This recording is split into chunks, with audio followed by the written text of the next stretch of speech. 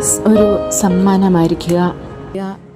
എളിയവർക്കുള്ള സേവനം, സ്നേഹത്തിലൂടെയുള്ള ശുശ്രൂഷ, മറ്റുള്ളവരിലെ ഈശോയെ കണ്ട് അവരെ ശുശ്രൂഷിക്കുവിൻ. വിശുദ്ധ മത്തായിയുടെ സുവിശേഷം 25-ാം അധ്യായം 40-ാം വാക്യത്തിൽ നാം ഇപ്രകാരം കാണുന്നു: ഈ ചെറിയവരിൽ ഒരുവന് നിങ്ങൾ ഇത് ചെയ്തപ്പോൾ എനിക്ക് തന്നെയാണ് ചെയ്തത്. ദരിദ്രരിലും രോഗികളിലും ക്രിസ്തുവിനെ കാണുവാൻ തന്നെ കുര്യാളശ്ശേരി പിതാവ് നമ്മെ പഠിപ്പിച്ചു. സുവിശേഷം വെറും വാക്കുകളല്ല, മറിച്ച് അത് മറ്റുള്ളവർക്ക് കണ്ണുനീർ തുടയ്ക്കുന്ന പ്രവൃത്തിയാണെന്ന് തന്നെ മാർ തോമസ് കുര്യാളശ്ശേരി പിതാവ് തൻ്റെ കാരുണ്യ പ്രവൃത്തികളിലൂടെ തെളിയിച്ചു.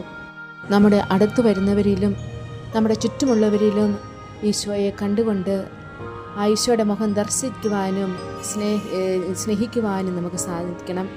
സ്നേഹമില്ലാത്ത സേവനം ദൈവത്തിന് സ്വീകാര്യമല്ല. ഓരോ പ്രവൃത്തിയും സ്നേഹത്തിൽ പൊതിഞ്ഞതാകണം.